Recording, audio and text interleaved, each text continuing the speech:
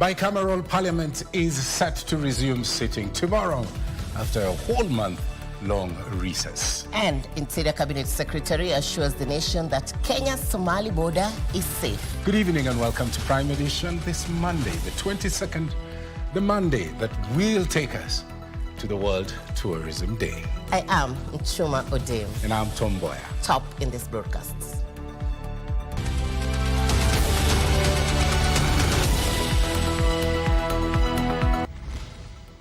We have not passed any resolution as a party to say how we are going to go into the election of 2027. So wherever you are, don't commit the party to some things which have not been discussed. Let those things be discussed first. Reading the Riot Act, ODM leader Raila Odinga fires a warning shot at dissenting voices within ODM over the broad-based government. SHA not accepted here. Rural and Urban Private Hospitals Association suspends SHA services to patients. Rooting for Haiti. President Ruto calls for continued global support for Haiti security mission as he attends a UN meeting in New York. The Kenya-Somalia border is safe. Interior CS discredits reports of cross-border incursions in Mandera County.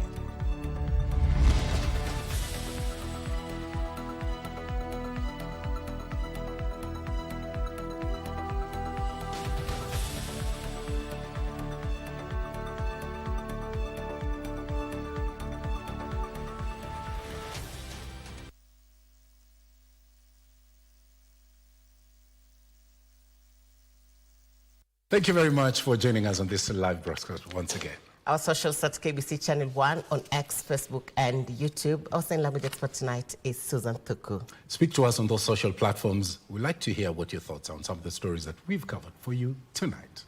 And we begin off with our top story. The Rural and Urban Private Hospitals Association of Kenya, RUFA, has directed over 600 member facilities to suspend Social Health Authority, SHA, services effective the 22nd of September 2025. Why? Because of accumulated debts exceeding 43 billion shillings. The decision means patients under the scheme will now have to pay cash for services, with doctors and hospital owners arguing the move is long overdue. In a statement, RUFA chairperson Dr. Brian Lishenga said that treatment will strictly be on cash basis, except for emergencies and also those critical services. Joseph Ofungo begins our coverage tonight with that story. Patients who once walked into hospitals with an assurance of being treated under the Social Health Authority could be facing tough times ahead. The Rural and Urban Private Hospital Association, RUFA, now says hospitals across the country can no longer sustain free treatment, warning patients should be prepared to pay cash up front. One of the things that's already common knowledge is that patients, when they go to hospital, are paying out of pocket. This is already common knowledge. In fact, a lot of hospitals were already on strike, and they have been on strike for many months. So it is just that we have decided to come out today and declare that it is there.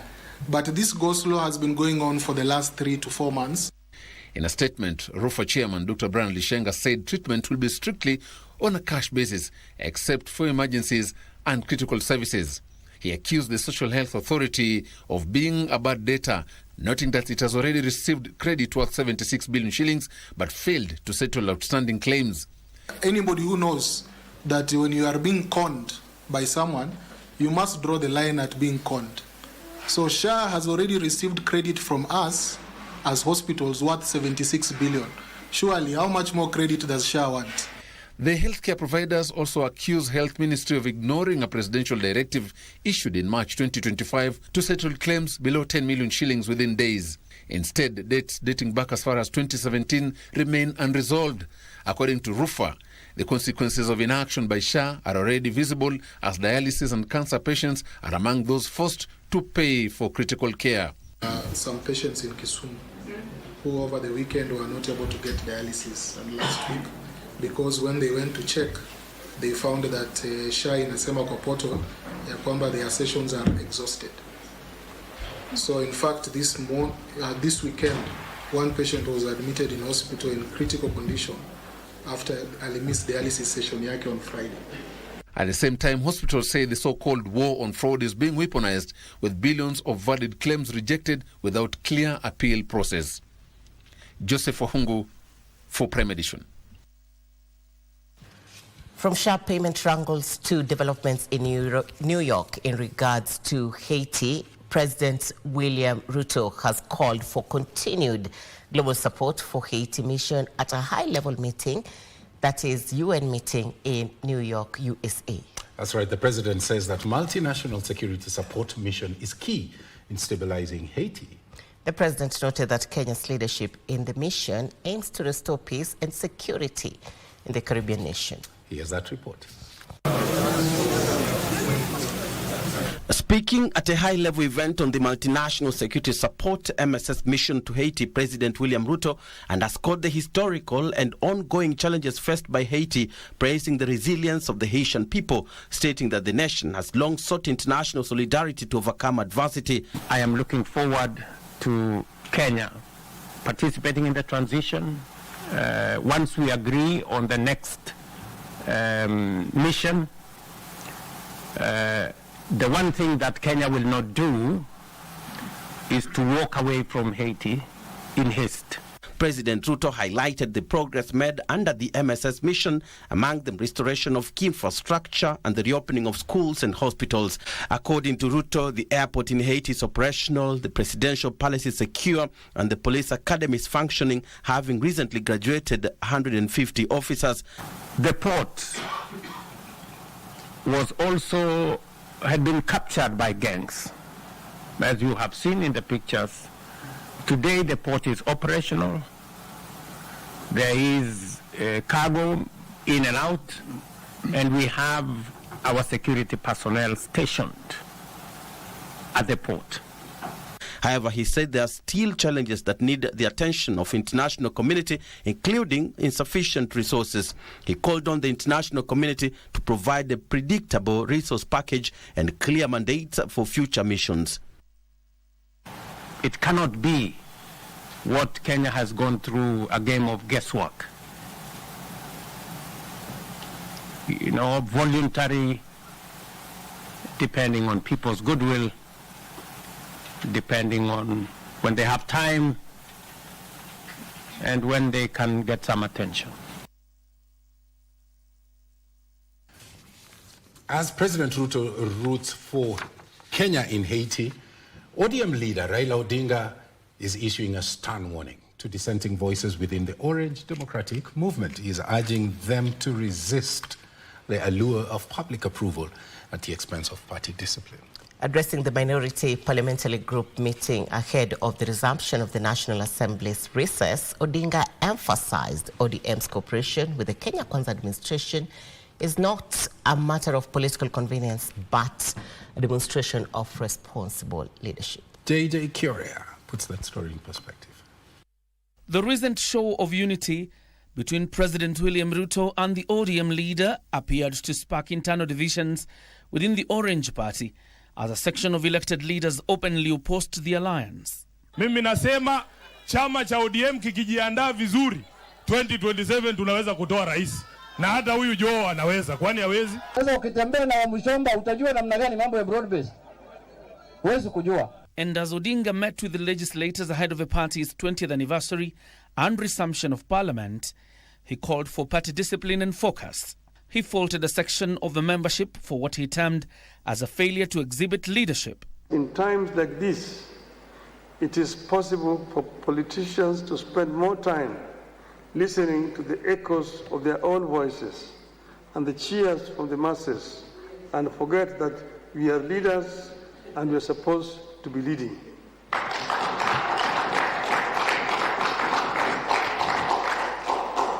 In times like this, it is possible to be lost in competing campaigns or populism and forget that leading means making decisions that may sometimes invite booing instead of cheers. The former premier says ODM party has demonstrated that it has strong credentials to choose between state and parochial interests. As a party, we must never be ashamed to remind the people that we can never accept collapse as an alternative path to power. We must never be shy to remind the country that as a party, we have pursued compromise before and will pursue it whenever necessary in the interest of the nation. The former Prime Minister rallied his troops to back the government's privatization and securitization agenda, framing it as a strategic move to boost revenue generation. Adani came here to want to do this airport, and too much noise was being made in Parliament for no reason at all. And they pulled out. The Heads Airport is just like here. It is. It is as it is. They are not taking it away. They are bringing their money to do it. They are bringing their money to do it. And they will charge for over 30 years so that they don't charge so highly. That's what would have happened. Now, a similar arrangement is happening in Kigali. On the political stakes of the Orange Party in the forthcoming 2027 general elections, Odinga cautioned members against making premature pronouncements, insisting all decisions must emanate from established party structures. We have not passed any resolution as a party to say how we are going to go into the election of 2027. So wherever you are, don't commit the party to some things which have not been discussed. Let those things be discussed first. We are ODM. Who's told you that ODM will not have a candidate in 2027? Who has told you? Whenever an issue arises, refer to Baba's speech. Yes. Paragraph 2. Yes. Another issue arises, refer to Baba's speech. Another issue of economy, refer to Baba's speech. Issue on politics, refer to Baba's speech. Issue on broad-based government, refer to Baba's speech. We need to reflect on what has been in our past. We must look at the past to inform the future. This analysis is important as we draw the PG membership from elections. The party Secretary General Edwin Sifuna was conspicuously absent during the parliamentary group meeting. John Jacob Curia, Prime Edition. Top officials at the Jomo Kenyatta University of Agriculture and Technology Enterprise are on the verge of losing their jobs following an audit query. This is after the Public Investment Committee on Governance and Education declared Erastus Mvurya, the managing director of the enterprise, alongside other officials, incompetent and unfit to hold public office. The officials who were unable to provide sufficient documentation to the Auditor General's office for the financial year 2022-2023 will also have to pay 500,000 shillings for non-compliance. Abdiaziz Hashim reports. Officials at the Jomo Kenyatta University of Agriculture and Technology Enterprise were on Monday at pains to explain how they use public coffers for the financial years of 2022-2023. You are lying to this committee? Chair, I'm not lying. Led by their managing director, Erastus Mvurya, the officials had a hard time explaining the possible loss of public funds amounting to 1.68 million shillings flagged by the Auditor General. Chair, if we go even to the audited accounts... Not even. Where is that list? Chair, in the audited accounts... Because the auditor is saying you did not provide that list.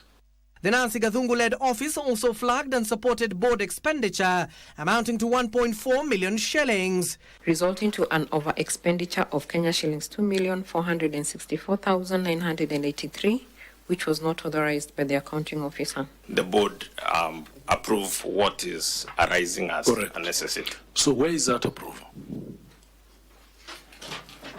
Chair, the over-expenditure was ratified by the board. Where is that ratification? Where the minutes, actually? Where the minutes? So you come to this committee, then tell us you do not have an approval, it is within your offices. How do you want us to work? The Jakwa Mboka committee were, however, taken aback by the response made by the managing director. Honorable members, we find the CEO incompetent, inefficient, and a liar to gross extents, and we find him unfit to hold public office. The committee further resolved to surcharge the officials for failing to provide sufficient documentation for auditing purposes. But we are not circumventing the law. Consequently, we impose a fine of 500,000 payable in 2 weeks to the clerk of the National Assembly. We are finding a lot of difficulty to get documentation from you. The MPs have further called for a special audit of the enterprise's expenditure. Abdiaziz Hashim for Prime Edition. Meanwhile, the bicameral parliament is set to resume sittings tomorrow, Tuesday in the afternoon, after a month-long recess.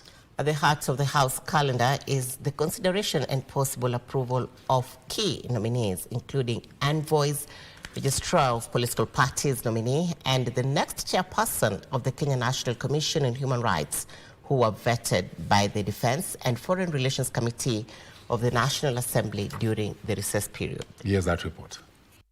Members of Parliament from the National Assembly and Senate will tomorrow afternoon resume business after a busy one-month recess of committee work, constituency engagements and a leadership retreat meant to take stock of the legislative agenda. Among the top businesses at the National Assembly will be the consideration of the Defense Committee report on vetting of nominees, including envoys, and the chairperson of the Kenya National Commission on Human Rights, who were vetted during the recess. Some of the bills lined up for consideration include the Privatization Bill, the Political Parties Amendment Bill, and the County Government's Amendment Bill, all carrying far-reaching implications for party politics, devolution, and state corporations. The session will also see mediation committees that comprise of lawmakers from both houses consider several contentious pieces of legislation, such as the Coffee Bill and the Startup Bill, and build consensus between the two houses on contentious issues.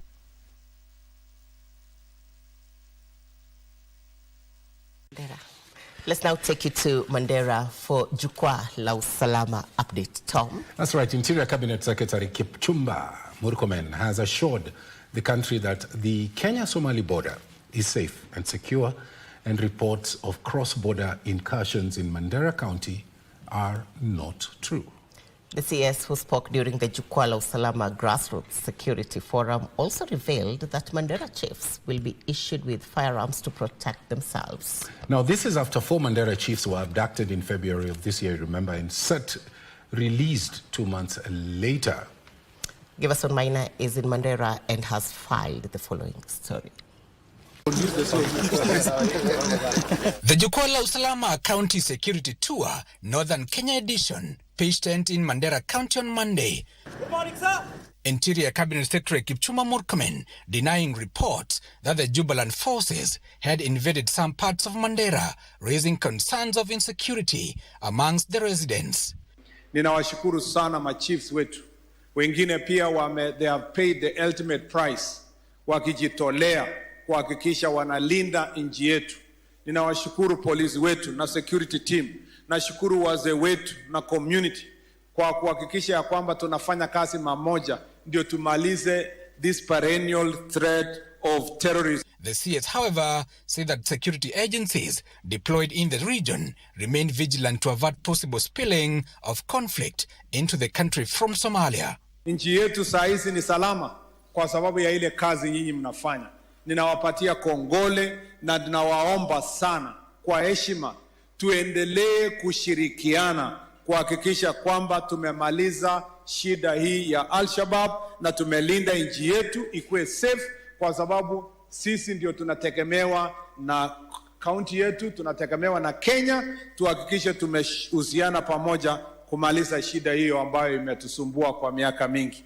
At the same time, the CS also disclosed that plans were at an advanced stage to issue firearms to chiefs and sub-chiefs in Mandera County, whose lives are under threat. Machiefs wote wa kutoka frontier counties ambao wako tayari kusajiliwa ili wakuwe na bunduki rasmi ya serikali, tuko tayari kufanya hivyo, kuwapatia ndio wajilinde na walinde mji yao. The security meeting also resolved to deploy more National Police reserves to bolster security in Mandera and the neighboring counties. Interior Cabinet Secretary Kipchumba Murkomen has reassured the country that Mandera and the northern Kenya frontier is indeed safe and that residents here have nothing to worry about, adding that a multi-agency team deployed here is on top of things. Give us in mind, Prime Edition, Elwak in Mandera County. In other developments tonight, a message of peace and harmony dominated conversations during a day-long peace caravan event held in Kajiado North Sub-County. Security agencies, clergy and residents called for dialogue and a collective commitment to peaceful coexistence among communities. The peace initiative is part of the ongoing efforts to promote harmony in the area and quell political tensions. Opicho Chemtai with the details. Months after parts of Kajiado County, including Ngong Town, witnessed a deadly Gen Z-led protest, a peace caravan led by Kajiado County officials kicked off at Kajiado North Deputy County Commissioner's office. The procession snaked its way to Ngong Park terminus, with the participants sensitizing residents on the need for peaceful coexistence. Tutaendelea na mikutano tofauti ndiposa tukaweza kuhubiri amani, na wakati ambapo uchaguzi utafika najua kwamba kila kitu itakuwa sawa. Kama wachungaji lazima tusimame tamu ya Mungu peke yake. Yes. Tuhubiri Mungu, tusimame na Mungu kwa sababu Mungu ni wa wetu na sisi wote. Calls for an all-inclusive dialogue geared towards building the community's cohesion took center stage. During the walk, residents were urged to be ambassadors of peace and avoid political disharmony. Ombi langu kubwa ni kwa wale ambao labda wanatafuta viti tofauti wakati ambapo wanaongea na wananchi. Ombi moja ambao tunaomba ni kwamba wakuwe objects ama wakuwe watumike kwa njia ambayo inafaa ndiposa wakaweze kuongelesha wananchi wetu na waeleze umuhimu wa amani. Meanwhile, drugs and alcoholism among the youths were cited as major setbacks in addressing cases of insecurity. Kwa nini tunaangazia sana madawa kulevya? Kwa sababu hapo ndio mwanzo ama hapo ndio mlango ambayo inavunja ama unaingiliwa kuvunja amani. So tunajaribu kurekebisha huo mlango usipatikane ili tuwe na amani katika eneo letu. Before, Kajiado was a transit county. Now Kajiado has become a consumer county. There's a lot of marijuana. And that's why what we've decided with the security team that they are going to really work hard, and we are going to work with the office here in Kajiado so that tuone vile tutapunguza hii madawa ya kulevya, because the upper stage ndio sasa ndio zinauzwa. The Kajiado Peace Caravan was part of the celebrations to mark the International Peace Day commemorated annually across the globe. Opicho Chemtai for Prime Edition. 22 minutes past the top of the hour. Opicho's story brings us to a fast break. Coming up, rogue county assemblies will be putting a spotlight on that. That's right. Stay with us. We'll be back.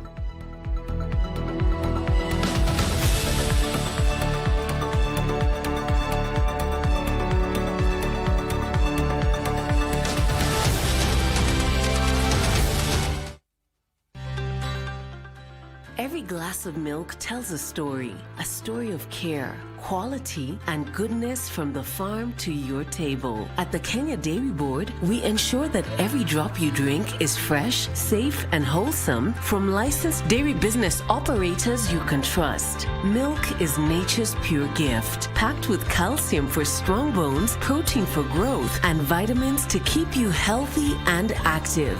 Always look for dairy products permitted by the Kenya Dairy Board, KDB, your guarantee for safe and quality milk and dairy products. From our children to our adults, from breakfast to bedtime, the goodness of milk powers every moment. The Kenya Dairy Board, world-class dairy regulator committed to quality, safety, and national pride.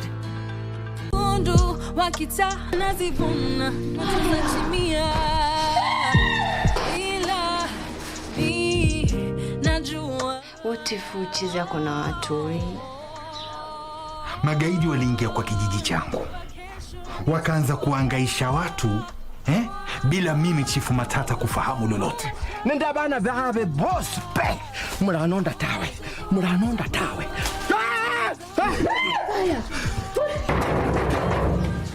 Fungua mlango. Wewe ni mgonjwa?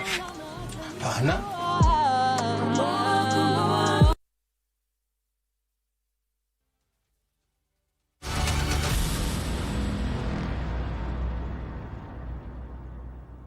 Welcome back to Prime Edition. Our socials. Our socials at KBC Channel 1 on all the social media platforms. Oh, yes. Yeah. Thank Are you. we moving into politics?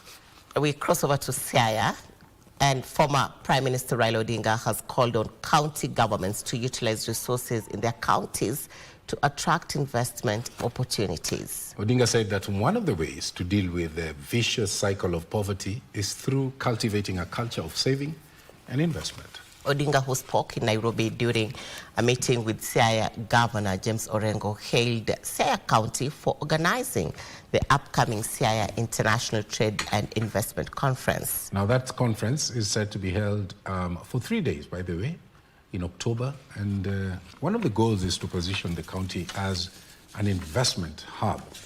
It's expected to attract both local and also international investors. We have innovators being expected to attend, and also policymakers. And some of the reasons is to unlock trade opportunities in agriculture, the blue economy, value chain, and renewable energy.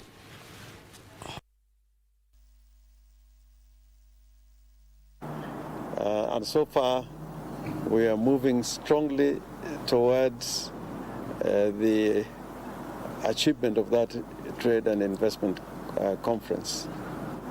Courtesy our leader Raila Amolo Odinga, we secured the attendance of His Excellency the President of the Republic of Kenya, who is going to be presiding over the opening of the conference on the 16th, and Right Honorable Raila Amolo Odinga will close the conference on the 17th of October next month. We are getting a lot of assistance from national government. The county government is also putting resources. And this is something to be encouraged, because our counties only grow by attracting investment in the counties.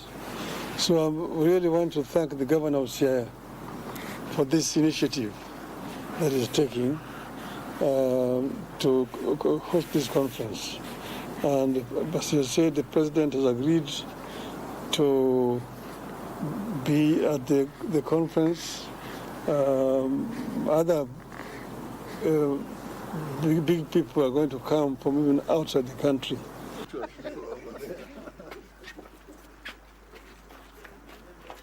From Siaya affairs being canvassed here in the capital city, Nairobi, too. The scales of justice. A magistrate court has ordered the detainment of Nafak Mohammed Ahmed, accused of attempting murder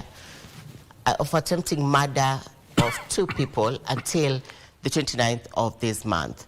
Ahmed is said to have assaulted Olad Abdi in Shujaa Mall, Kilimani area of Nairobi County, causing him grievous harm. These and more stories in news making headlines in the courts.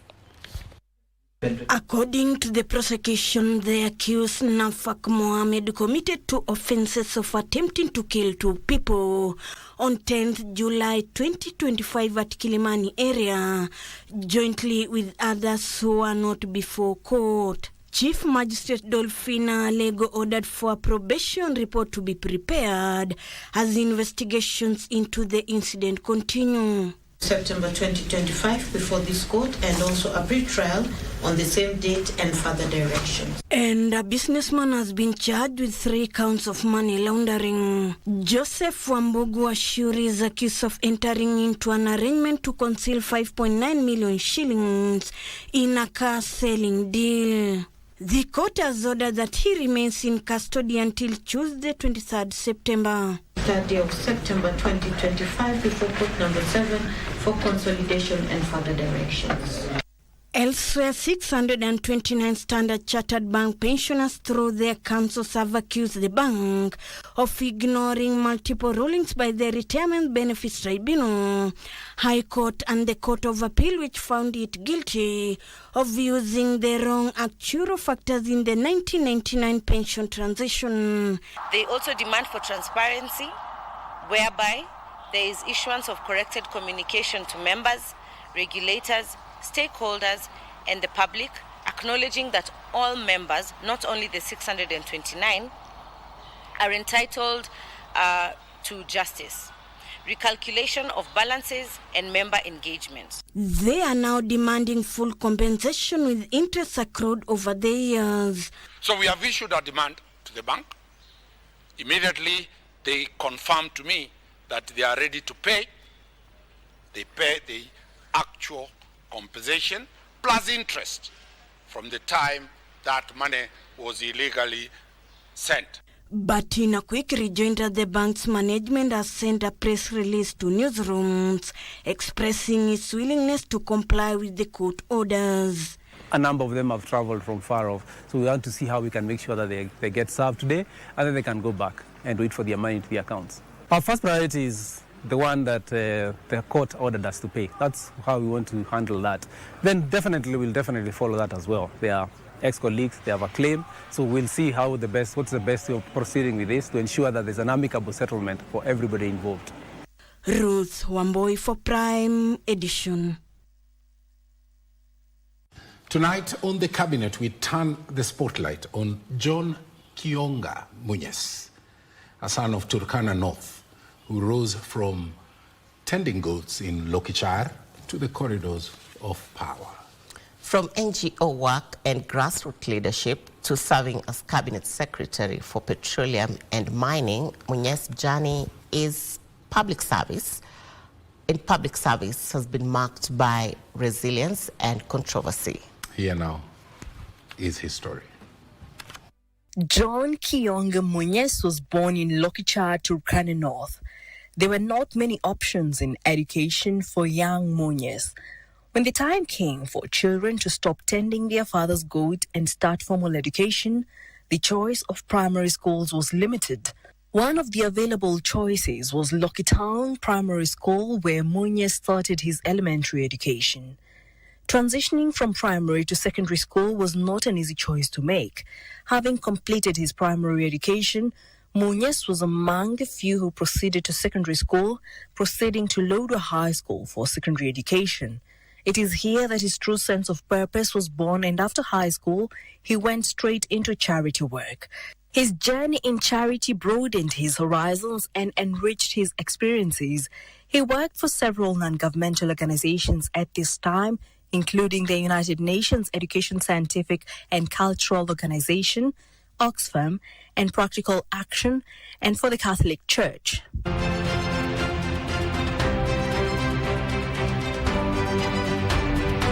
In 1997, the Electoral Commission of Kenya created Turkana North constituency. He chose to cross over to public sector and make a stab at being the first member of parliament for the newly created constituency. Munyes won against a handful of other candidates. In the years that followed his election, Munyes proved to be an asset to Ford Kenya, rising to become the party's chairman in a few years. In 2002, Munyes defended his seat again on a Ford Kenya ticket and recaptured it.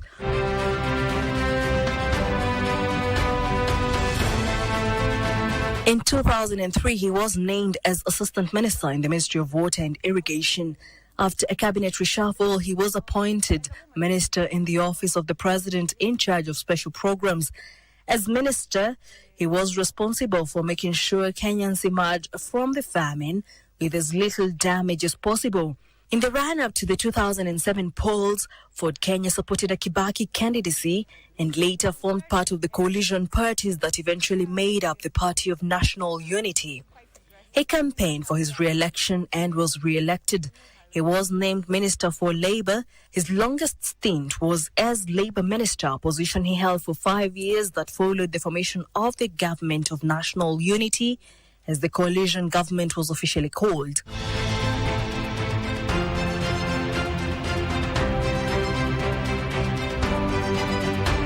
Even when things fell apart within the coalition government, Munyes kept his position. In the 2013 elections, he vied for the Turkana County Senate seat and won on a Ford Kenya ticket, where he continued to serve until the 2017 general election. When the 2017 elections came knocking, he decamped from Ford Kenya to the Jubilee Party with the hope of becoming Turkana's governor. He was defeated by Josephat Nanok, who secured a second term as governor.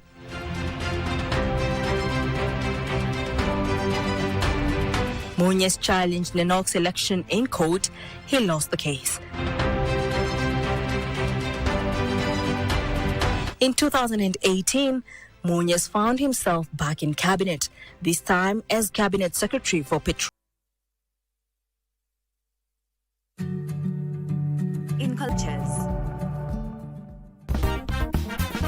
we are shining the spotlight on the women who are shaping the Kenya's film and theatre industry. My birth was a performance in itself. Oh, girl. I would put skits. Yes. You know, and I was the character, the actor in all the skits. I was the mother, I was the father, I was the brother, I was the sister, I was the house girl, I was everybody. I don't think there's any actor whose parents have forced them to be actors. Of course. Like, you must be an actor. Forget about being a doctor. Be an actor. When you walk into a room, first of all, people judge you and they want to see, are you creative enough? Mm-hmm. And then the next thing is, if you're in a leadership role, can you lead? Because at times people think it's the relationship with that woman that will give you the job. You show them, no, bring me the skills, and I will tell you whether you can work with me or not. You can't expect everything to just be served to you on a silver platter. This industry needs people to be hardworking.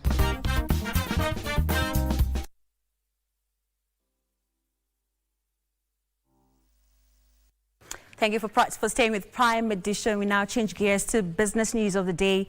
My name is Wairi Mujenga. Now, the Central Bank of Kenya has established the Banking Sector Cyber Security Operations Center that will handle cyber threats, intelligence, incident response, digital forensics and cyber investigations.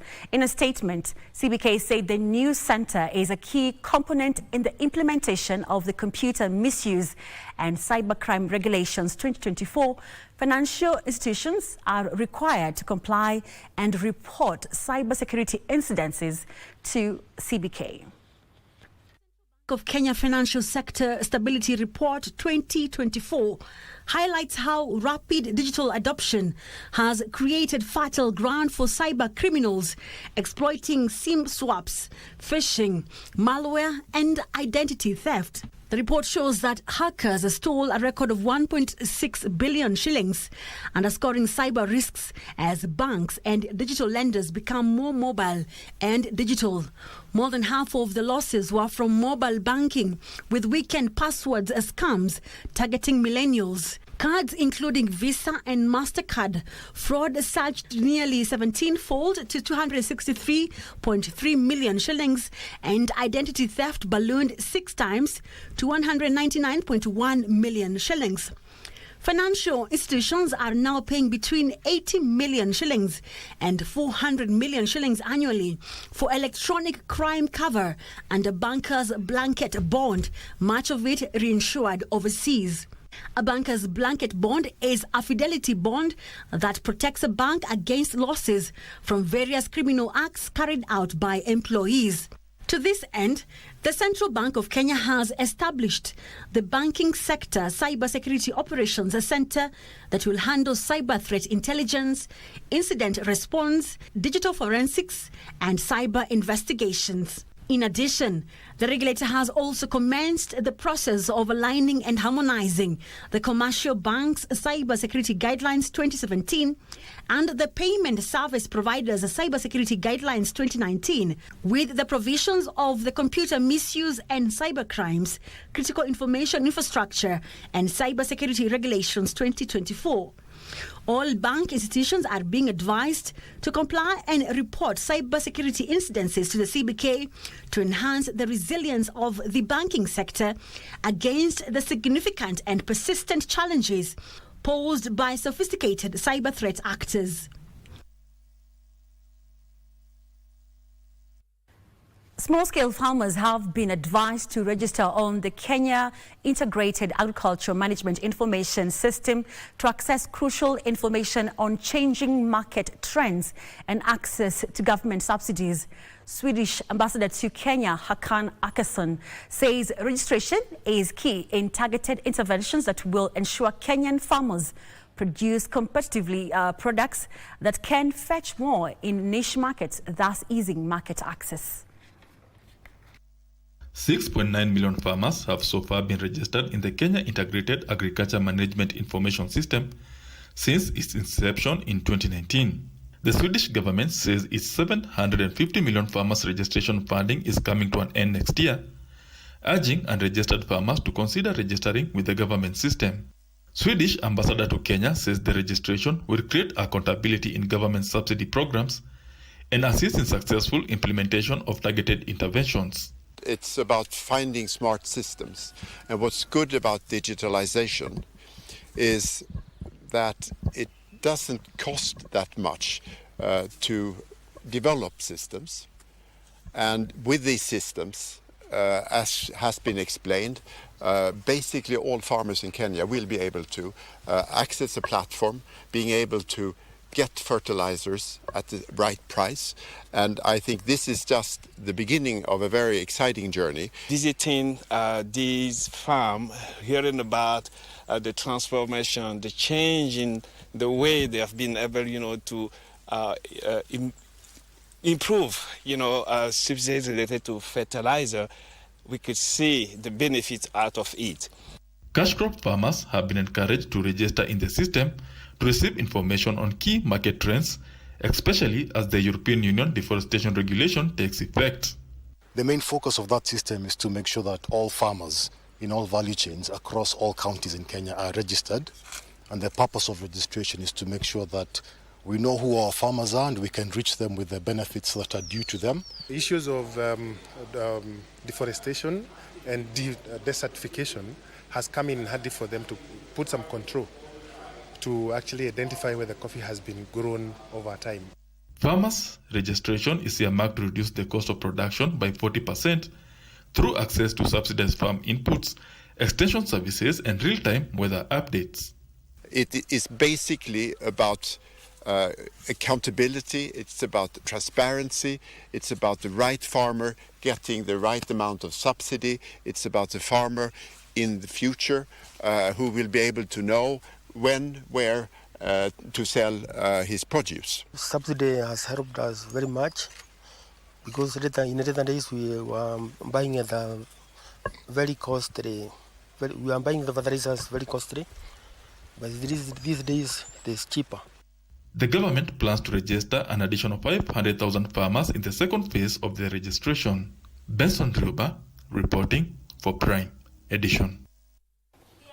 Kenya is losing over 373 billion shillings every year to illnesses linked to poor diets and preventable lifestyle diseases, a figure that is raising alarm among health and economic experts.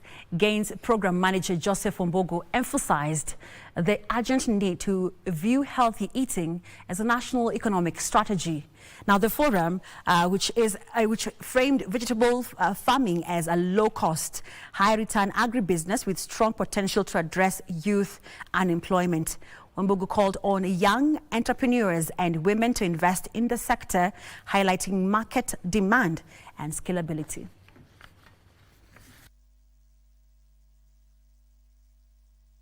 We wanted to bring together the market facilitators, who are the buyers, and the farmers together, so that there is a matchmaking event or a linkage forum. One is to know your buyer or to know your customer, and two, to build the trust, and three, to know whether there are volumes to have a business case.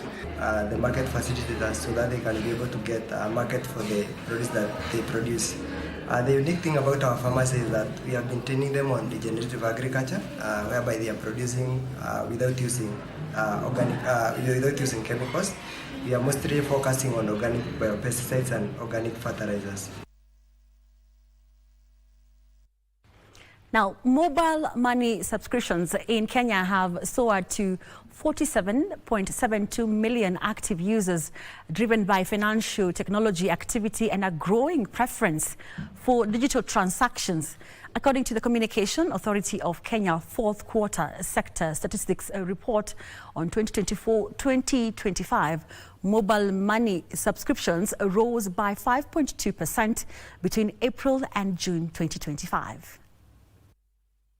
The report shows that mobile money subscriptions penetration rate stands at 91%, affirming the critical role of mobile money platforms such as M-Pesa, Airtel Money and Equitel in transforming the country's financial services landscape. The Communications Authority of Kenya says this increase was mainly driven by the growing demand to close the gaps on financial inclusion, especially among the unbanked.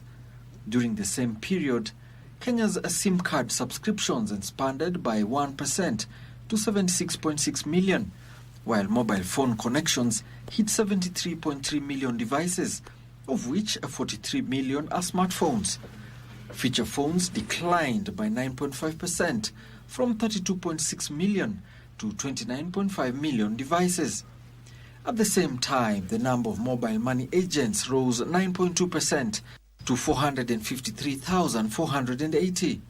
M-Pesa, operated by Safaricom, continues to lead the market with a stronghold of more than 90% market share.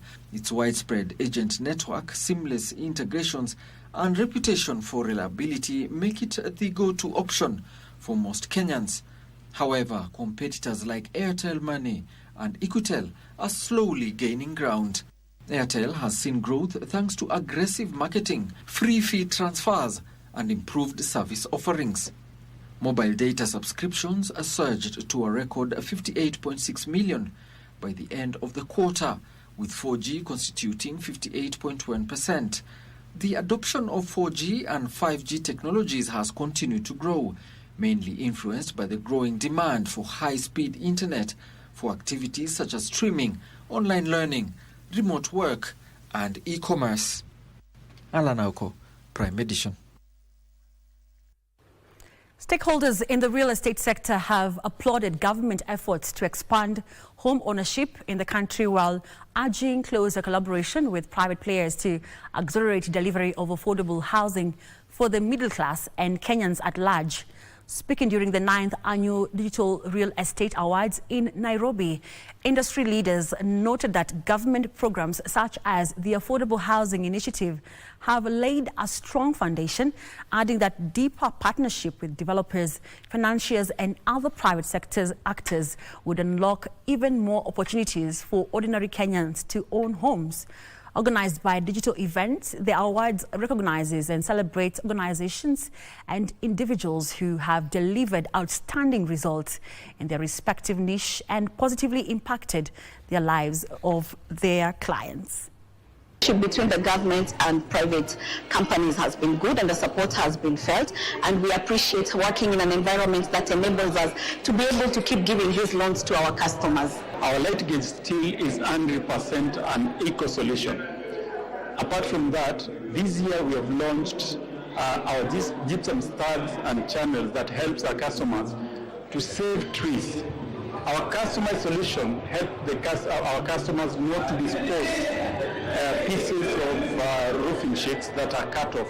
The 25% we are talking about most of the time finds itself in our environment where it goes in to pollute the environment. Tunaomba serikali kama kaunti yote inaweza fanya digitali ndio kazi ikuwe rahisi, kwa sababu mtu leo akitaka kufanya search hatimiliki yake lazima aende kwa land registrar, na tunaomba hiyo ifanywe watu ndio mtu akiwa kwa kitanda yake anaweza tumaniwa hatimiliki yake.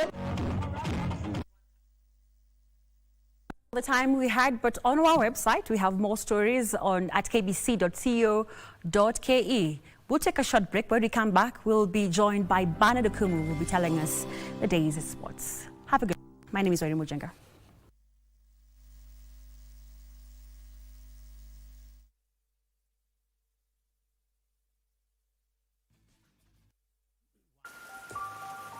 It starts with little moments of courage. To stepping out into the new world with confidence. Taking leaps of faith. Spreading your wings and soaring to new heights. Your mother's love is with you wherever you go. Stay soft. Nothing lasts like mom's love.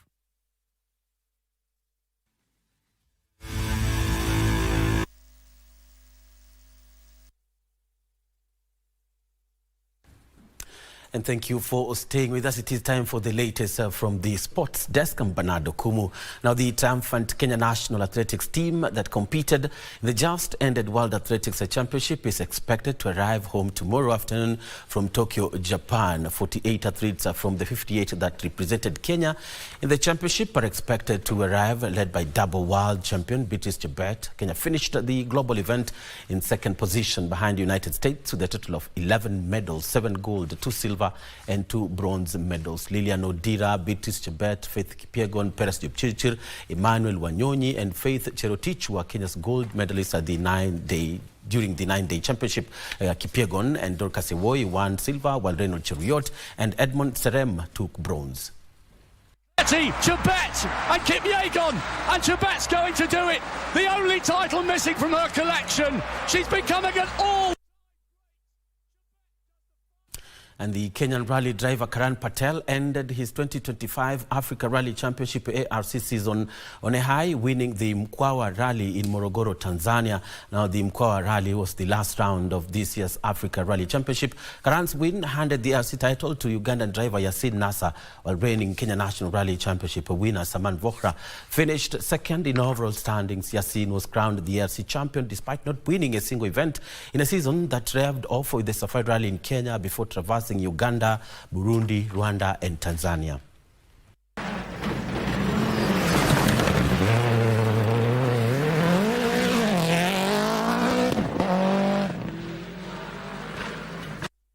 And to football now, where Posta Rangers came from behind to register a 2-1 win against Mathare United during the Football Kenya Federation Premier League match played Monday at Kasarani Annex here in Nairobi.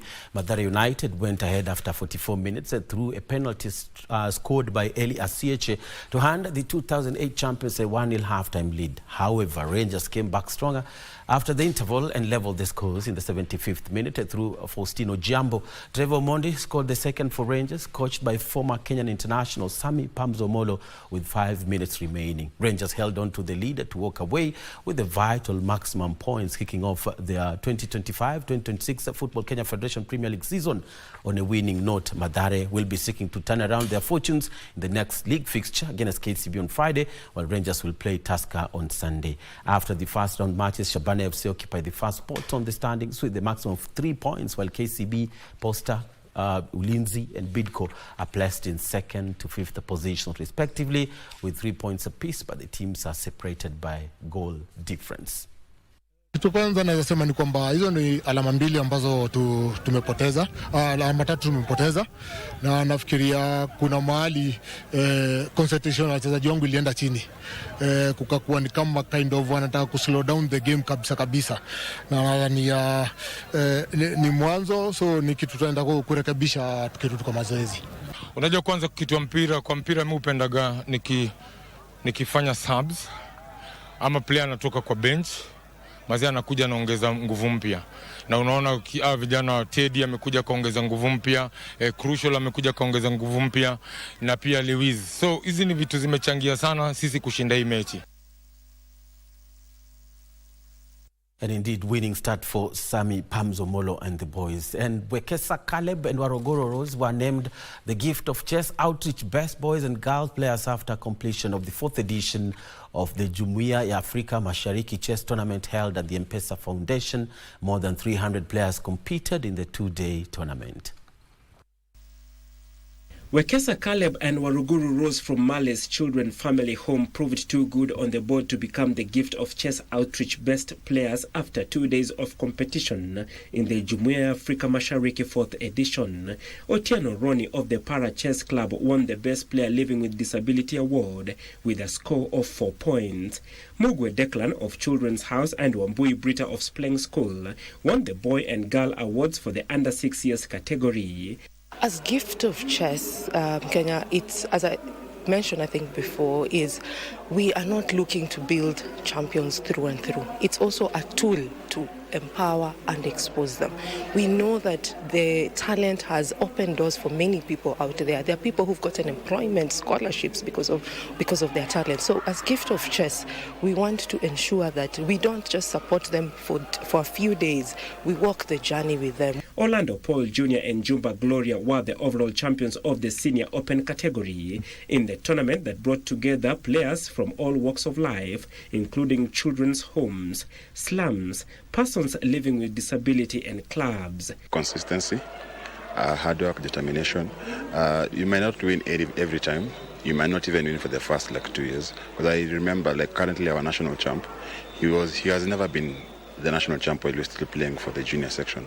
But once he just leapfrogged to the senior section, he became the current country national champ. So don't just give up. The effort, every day, do something, keep up.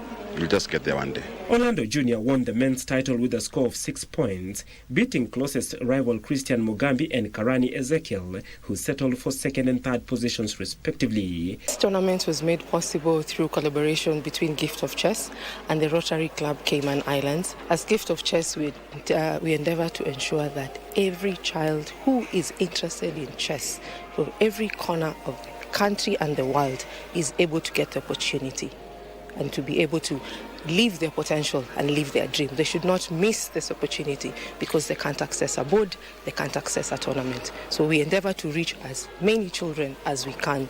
Jumba Gloria won the ladies category after beating Wanjiru Lucy and Angel Kagambi, who took home the silver and bronze rewards respectively. Kaloki Hawi and Elizabeth Cassidy Minor were the winners of the Junior Open category. And 6 golfers sealed their places at the NCBA Golf Series Grand Finale after posting impressive performances at the 9-hole Nanyuki Sports Club golf course while in swimming. Bandari Swimming Club reigned supreme during the Mombasa County Swimming Association Invitational Championship.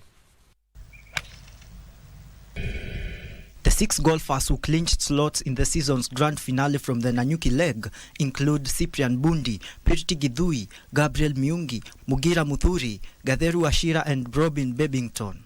Bundi delivered a remarkable round, carding 70 gross to claim the men's gross winner title, while Gidhui impressed with a score of 87 gross, take home the lady gross winner honors.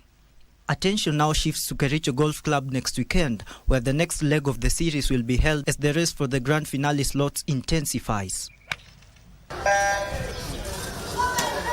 Meanwhile, swimmers from Bandari Swimming Club won the Mombasa County Swimming Association Invitational Swimming Championship after collecting 4 golds, 1 silver and 1 bronze medal to top the standings ahead of Blue Ocean, who are ranked second with 3 golds, 1 silver and 2 bronze medals, as hosts Aga Khan Academy were placed third. There's a lot of support from the Mombasa stakeholders and the clubs. We are doing very well and hope to continue the same. USIU Dolphins and Otter Swimming Club were ranked 4th and 5th respectively.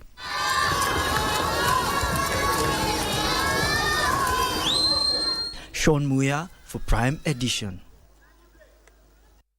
And thank you so much, Sean, with that report, compilation of swimming and golfing action in the country. That's how we put a cap tonight. Thank you so much for watching. I'm Bernardo Kumo. I'll hand you back to Tom and Odim.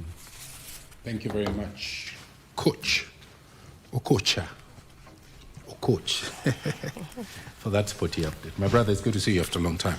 For real, thank you so much. It's also good to see you, Tom. All right, we've got to bring this to a close now on the day that EACC raised a red flag. They're accusing rogue county assemblies of holding county bosses ransom. They're demanding to gain undue advantage. So things are happening at the counties. We'll see how that pans out. And we'll be bringing you the details on that and much more on our subsequent bulletins. But you can also get the same from our website, www.kbc.co.ke. Thank you for your time. Thank you for your feedback on our social media platforms. Time is not on our side. Nicholas Opio, you're saying in regards to the Shah story, many private hospitals are run by cartels and quick acknowledgements. Nicholas Opio, watching KBC Channel 1 from Ruiru. Victor Sankara, watching KBC Channel 1 from Kasarani. Brenda Ngugi, Ayub Matara, we thank you so much. I am Muchuma Odim. Our sign language expert tonight is Susan Toko. And I'm Mbaya. We'll be back again tomorrow. Same time, same place. From all of us and the team in the back end, good night and God bless you.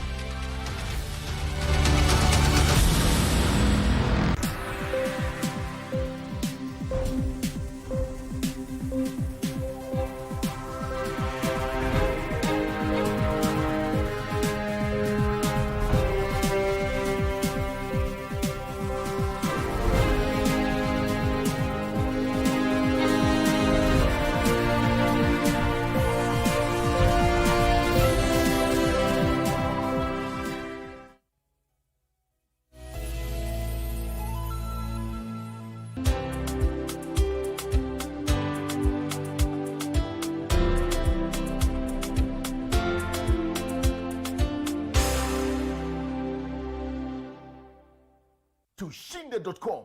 Cheza safe, cheza smart. Gambling is addictive, not for persons under the age of 18 years. Sasa kwa star 419 hash uko na game mpya. Tushinde spin corner.